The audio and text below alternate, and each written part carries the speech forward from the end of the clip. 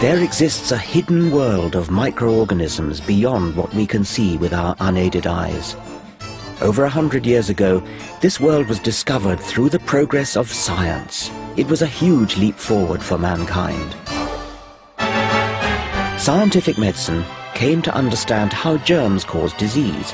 We washed our hands, sterilized surgery, and created vaccines, antibiotics, and drugs that work. Life expectancy doubled in less than 50 years. But now the happy story starts to falter. Today, a war is being fought against reason. Science is treated with suspicion, perhaps born of fear, and medical advance is challenged by the march of irrational belief. A third of us now spend over £1.6 billion a year on superstitious alternative remedies which, as far as the evidence can show, don't work. Okay. Yep. Good. Have you asked any angels to come close to you? No. No, well, you haven't got any then. If any remedy is tested under controlled scientific conditions and proved to be effective, it will cease to be alternative and will simply become medicine. So-called alternative medicine either hasn't been tested or it has failed its tests. There wasn't a control, it was just an outcome. It was just a pilot study. So that's not really a proper trial. And some alternatives are funded by us taxpayers, even though their unproven claims question the known laws of physics. You might think I'm gulling the patient. I don't claim that it's much more than a hypothesis. What I do say is that I have quite considerable evidence that homeopathy does work, and I'm sure that it's safe. Today, while we indulge unproven healing magic, tried and tested scientific medicine is under attack. In this program, I want to look at how health has become a battleground between reason and superstition.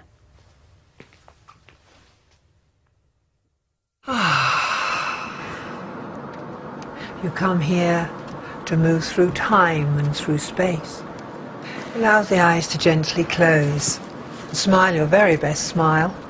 Swallow the smile with some saliva into the heart and let the heart smile back at you. And there's a warm and a welcoming feeling. Joy without end. Grace, beauty, laughter.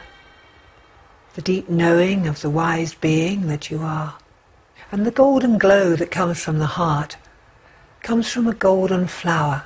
And use the gold light from the center of the flower like a sunbeam and beam it onto those petals and wake them up. There is a second part that's very personal. And this is to step inside the pearl itself. Because if you step inside the pearl, you could find out who you are.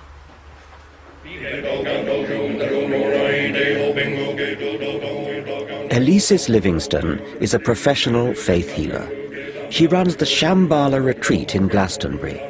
For £140 a day, she treats patients, including those with terminal cancer, with a mix of meditation, spiritual healing, and the playing of recorded chants.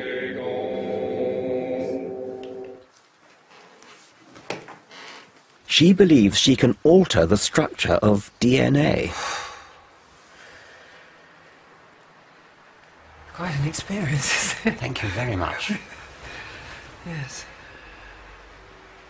DNA is very interesting right now in the evolution of the human race. Every human being, except a very small percentage, has a double helix in the cell. We don't all have. Oh, everyone. You said a very small percentage. Oh no, a very small percentage do not. Really? They have got more strands. We used to have in Atlantis 12 strands, and they're in the form of 4 triangles facing in each cell.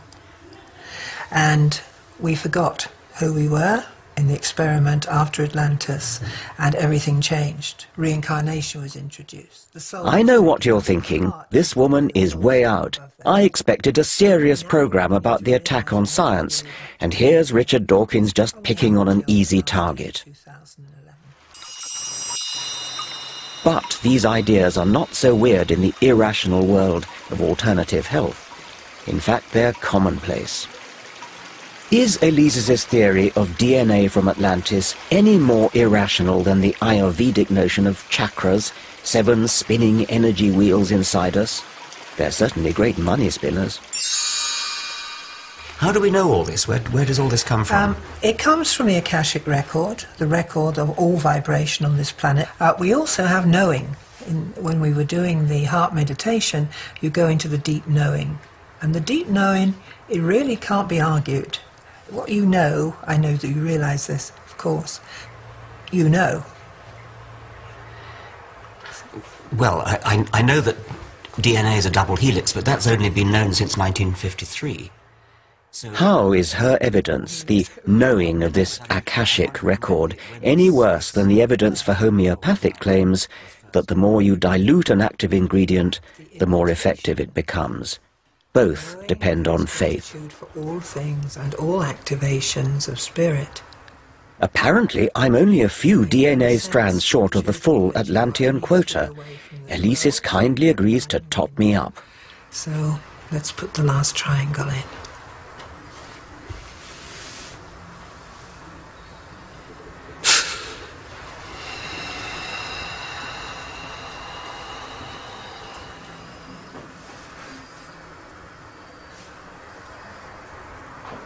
And it's done.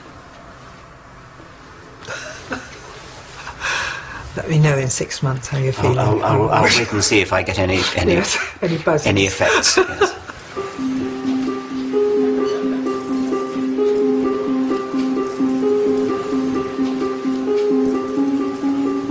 Unfortunately, it's not all wacky, quacky fun. Today, alternative, or rather unproven remedies are fast becoming mainstream, implicitly casting doubt on scientific medicine. Surveys reveal that a third of us spend an incredible £1.6 billion a year on the kind of therapeutic stabs in the dark touted here in Glastonbury. It's mostly angels.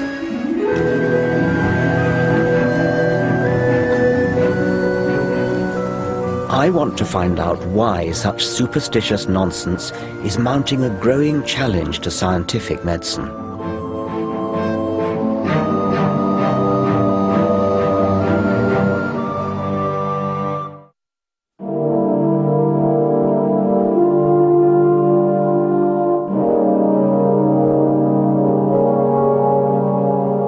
Once, society exalted scientists as heroes.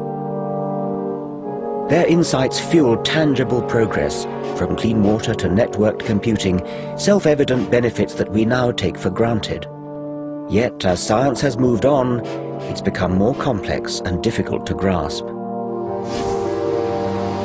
It's easier to portray scientists as the people who bring us Frankenstein food, pollute the environment, or conduct sinister experiments on defenseless little animals. In the war being fought against reason, even medicine is now under attack. Media cause célèbre, from side effects to superbugs, have bred widespread cynicism about medical progress. So much so that in 1998, the publicizing of one survey of 12 children that wrongly linked MMR vaccine with autism prompted hundreds of thousands of parents to opt their children out of entirely sensible inoculations.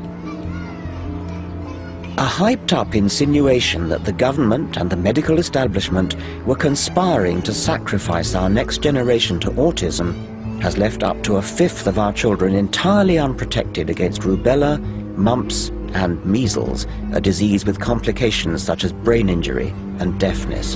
This is what measles looks like, a potentially fatal illness now in... The number of parents inoculating their children with MMR quickly fell. There have now been epidemics in Kent and Yorkshire, and a first death from measles in 14 years. Now everybody's more confused. It muddies the water, it's frightening. See the boy on the telly and that. It's an acute example of the danger of devaluing evidence. Where once there was reason, now there is confusion.